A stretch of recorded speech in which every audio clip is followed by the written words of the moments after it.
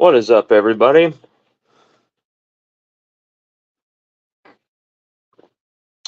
Don't mind me, I'm gonna get some water.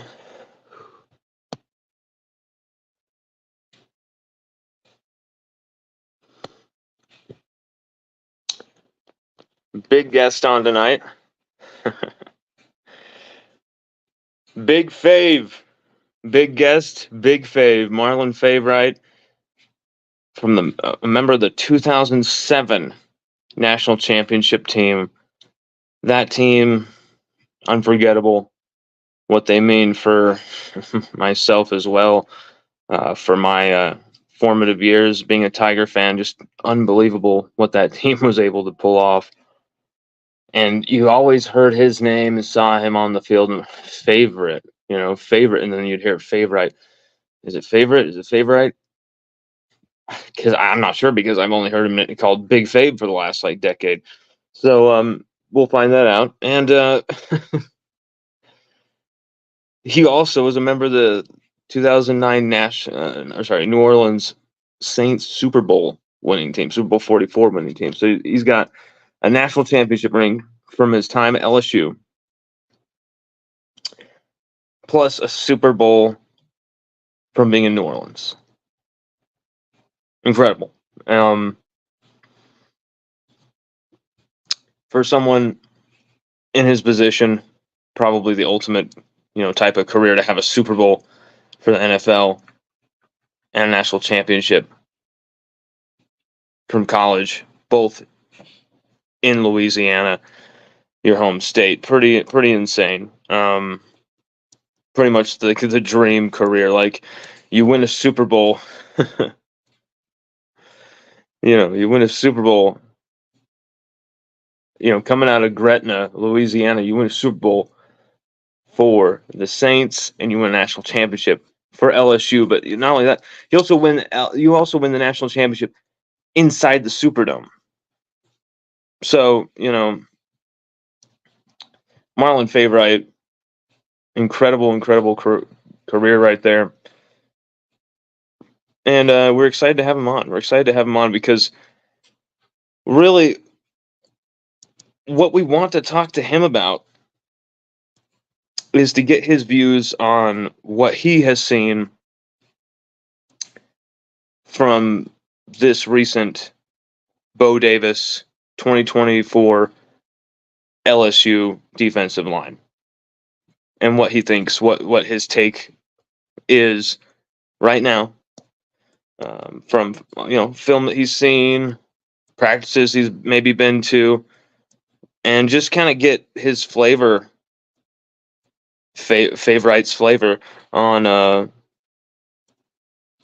where Bo Davis is at, the Bo Davis hire, all of that. We really want to see what he thinks about the current state of affairs for LSU's defensive line, because think about it this way too. LSU defensive line, they haven't really done too well there for quite some time. And when you're talking about the whole scope of things, when you're talking about a different defensive line coach every year for the last 8 years, when you're talking about, yes, LSU will always have top defensive linemen going out of the draft, but when's the last time you've seen or heard about or remember a collectively great LSU defensive line? And I know you'll probably say, 2019 LSU had a collectively great defensive line, but allowing 300-yard rushing games to Ole Miss, 200-plus yards to John Rice Plumlee, things like that. I think there was greatness on that 2019 defensive line, but I think as a whole, I'm not so sure. As a whole unit, I'm not so sure when the last time we have seen that at LSU is, and I kind of want to see what Marlon's take is on,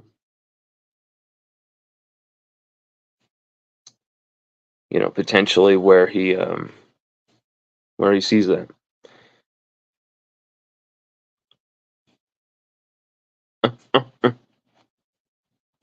SMU fan ACC says Bo Davis is the greatest of all time defensive just greatest of all time defense coach.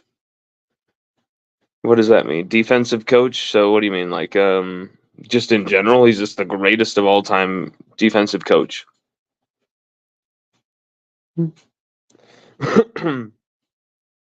I can actually get on board with that because the man wears a gray sweater in the middle of the Baton Rouge, summer, and he doesn't look like he's sweating too much, a little bit here and there, and he's letting fury fly, man.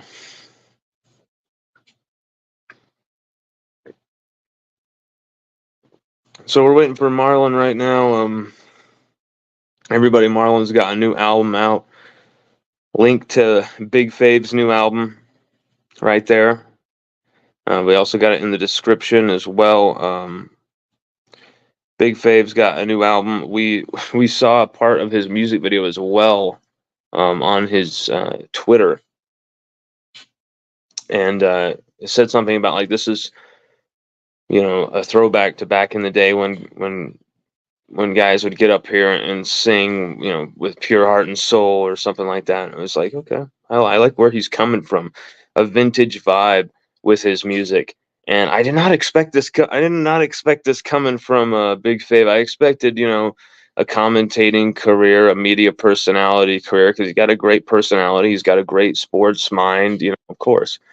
I expected that type of stuff. I didn't expect the musical chops. I love it. I love it. And so you can see, you get his music right there. We got Big Fave in the house right now. What's up, Hey, fellas? how you doing, sir? Man, all is well. Just finished doing some chores around the house. How y'all making out? Big Fave, Big Fave. Thank you so much for your time, man. I really appreciate you. Really appreciate you. We got the link for your album right there. I didn't expect the musical chops. When did you start singing? Um, well, I've been involved in music since I was 9. I did my first recording at 14. Even at Okay. LSU, I dropped a couple of projects. I started outside of the choir. I started to mess around with the music a little bit. Uh, when I first got to LSU with my boys, BV. Shouts out to Che and Fat. My boy Tyler as well. So just thinking back to those LSU days, and really during the pandemic, I kind of got back into it. And sports and entertainment is just it's always been a part of my life. It's always been in some form or fashion. Well, you belong. You belong to do it, man. That's what I was saying. I mean, I always expected you to be, a media personality, be around the sport in many different ways, whatever path it took you. But singing, the musical chops, I love to see it. I love to see it grow, and so we're gonna broadcast this as much as possible. That link right there. Fave, I really wanted to ask you because there's been some great D linemen getting drafted out of LSU the last damn near every season.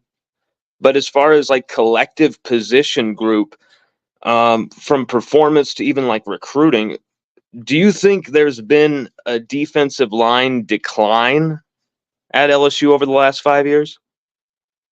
I would say due to recruiting. Sorry about that. That was my little boy in the background. A little You're tight. okay. You're okay.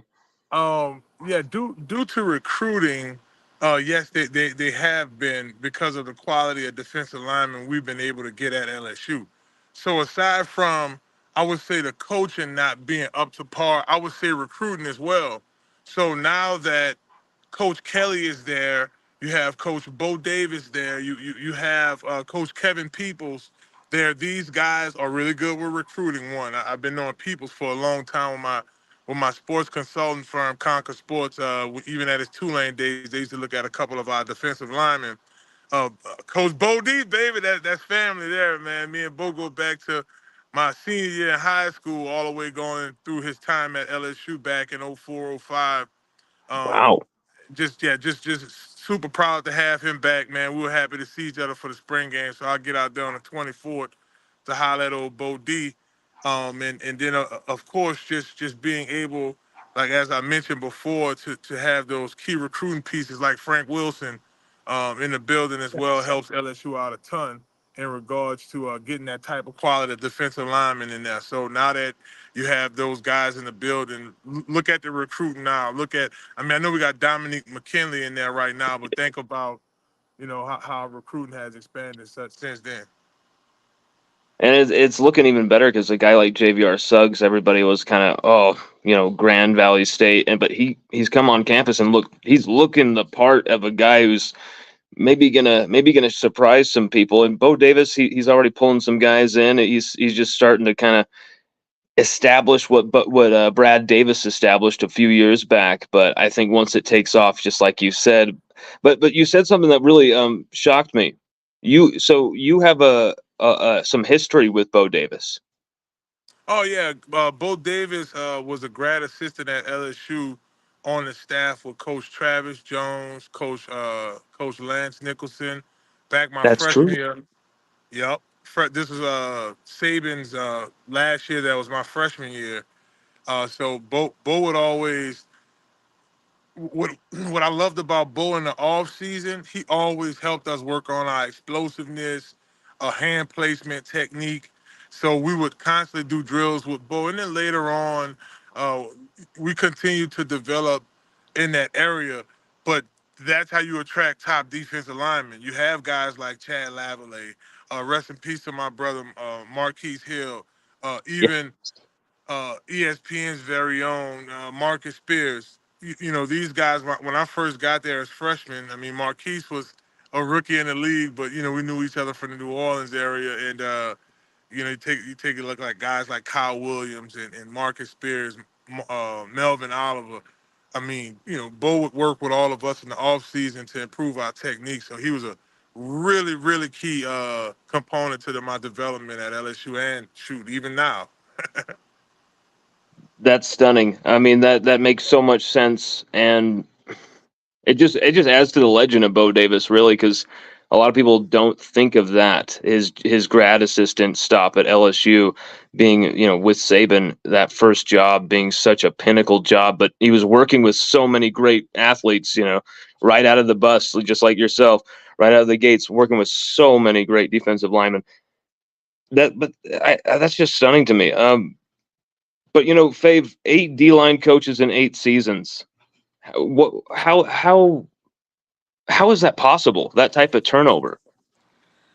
Well, a lot of it has to do with the success of LSU on the up front on defensively. If a guy don't get it right, you almost have to have that turnover, like that immediate gratification. And it's not that Coach Kelly or Coach Prime or Coach Kiffin or any of those guys are looking for that type of activity, but that's just the nature of the beast with the transfer portal and the chase to the college playoffs. You got to look at the powers to be wanting to see LSU in its golden day, and we can do it. I mean, it's just tough because this area produces such great athletes over the years. Some guys come here, some don't, and a lot of those guys have to do with other titles at Alabama. At the different colleges across the country. Yes, that's the truth. Is we've had a lot of our guys from the state kind of picked off and taken to other places. From what you've seen and can tell, Big Fabe, what are you seeing from this 2024 D line? What's catching your eye? Well, I think it's still the thing that's still appealing to me with this line still goes back to the coaching. I mean, Yes. just knowing what Bo Davis is capable of, and it's not putting a lot on his shoulders. It's not that I have a high expectation for this line.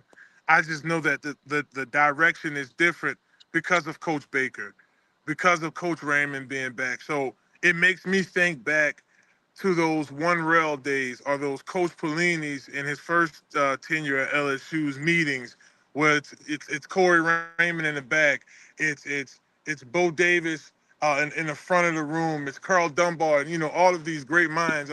You'll get a Coach Pete Jenkins jump in, and we were able to make the corrections, right? And it showed up on tape. So I think that even if LSU starts off slow up front, eventually because of tape, because of time and technique, learning, developing a technique over time, I think we do see a well engined uh, machine come mid season. I actually agree with you. I think even if you see something raw the first few weeks of the season, what we do know is that we have a bunch of guys who are very serious and very hungry. Suggs, Pates, or is it Paez? I'm trying to remember if I'm saying Gio it. Paez. Yeah, Paez. There we go. Um, Jacoby and Guillory. What are you thinking about when you hear about a guy like Jacoby and Guillory? What do you think about what he can do in this season? What his ceiling could possibly be? Oh, he's in a really good position because he has the playing experience. So you have a guy that comes back with a little bit of what I like to call veteran leadership, and now he has the coaching. So I think the ceiling is high. It kind of makes me wish that Mason Smith would have stayed Yeah. because he would have really benefited off of a Coach Bo Davis. I mean, look Oh at yeah. Byron Murphy. Look at this draft. We don't even have to reach back to his previous linemen or guys he influenced like Glenn Darcy, Marcus Spears. We don't have to go there.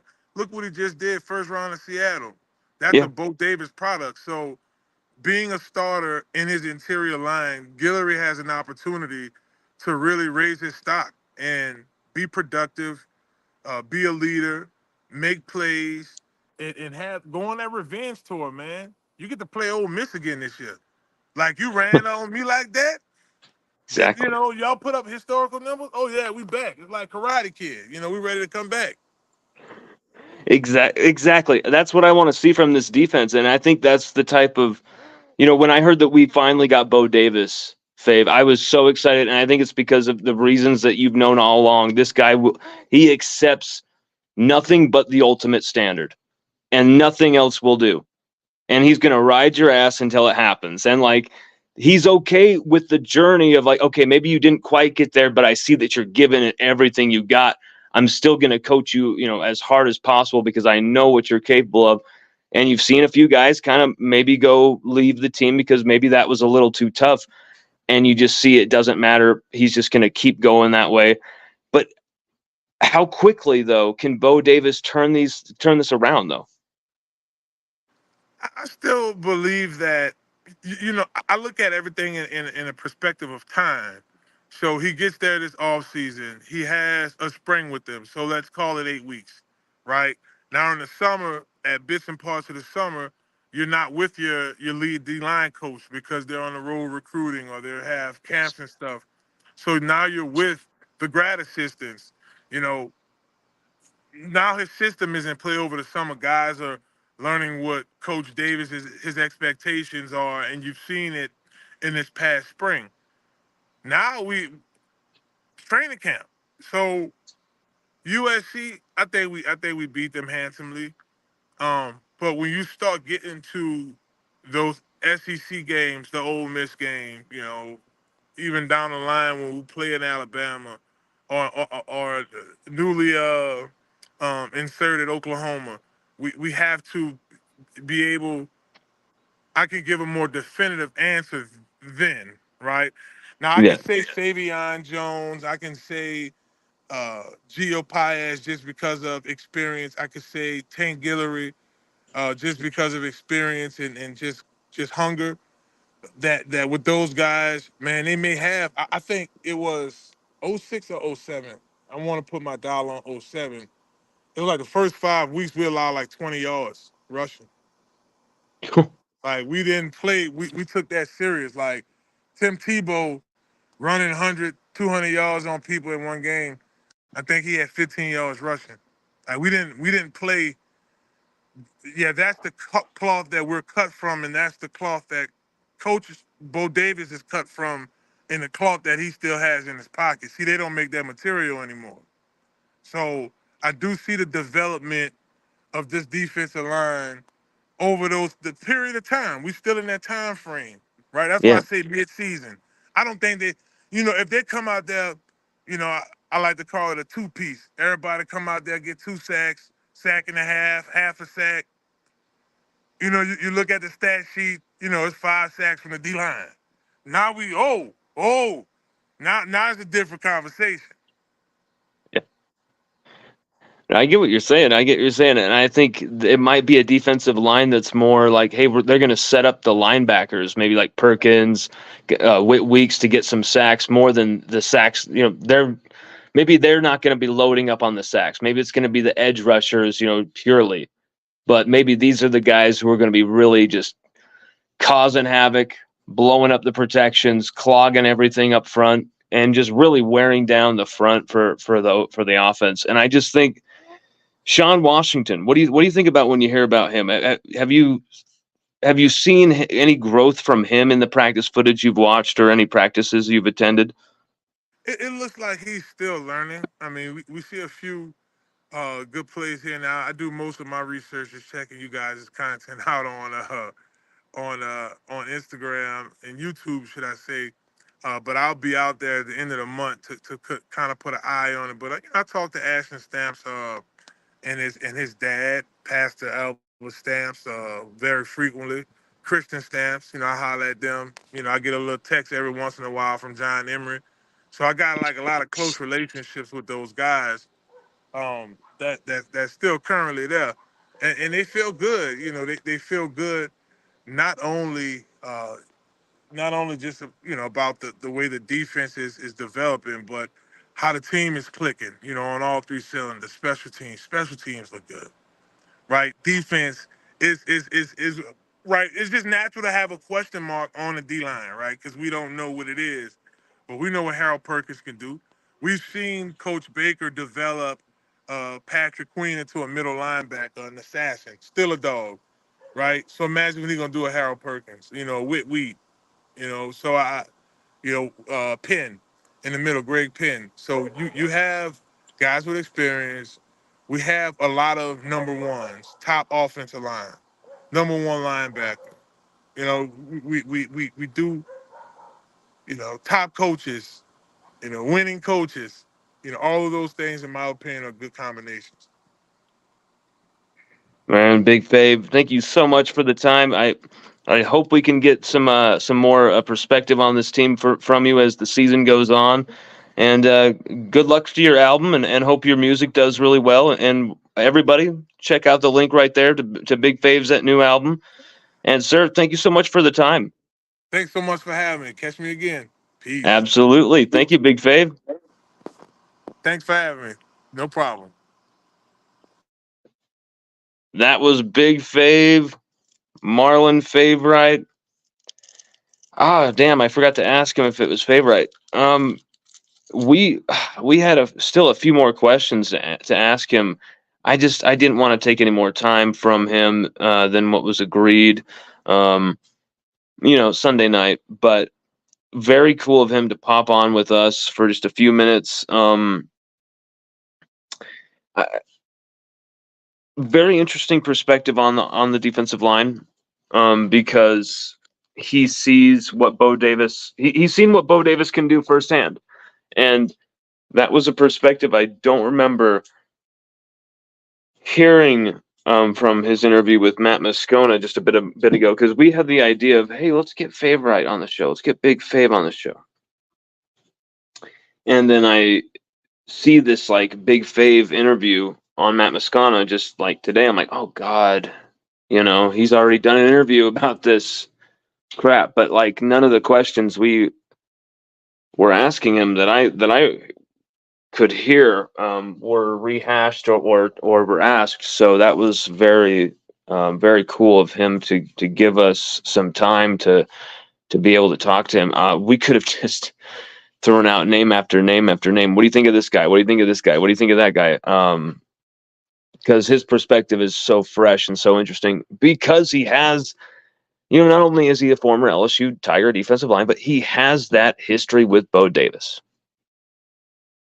He knows what Bo Davis can do coaching for LSU, coaching LSU defensive linemen from the state of Louisiana, including himself. So it's very interesting, very fantastic 15, 16 minutes there with Big Fave on this Sunday night. Everybody, thank you so much for joining us. and have a good rest of your night, a good Sunday night. And this was LSUODYSSEY.com.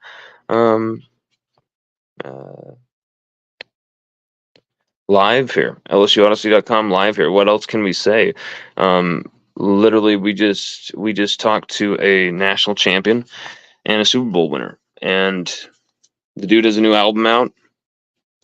And Big Fave is a man of many talents, and it's just awesome. I just love LSU, man, because our athletes, they have so much swagger, they have so much vibe, there's so much personality, they have so much just. There's something about them. It's like, someone like Shaq, and then you got someone like Big Fave, and those guys all like each other. Those guys, they don't like compete against one another. They all hang out with each other. It's a brotherhood, and I love it. I love it. You gotta love LSU, baby. Everybody, LSUODYSSEY.com. Check it out. Everybody, go Tigers.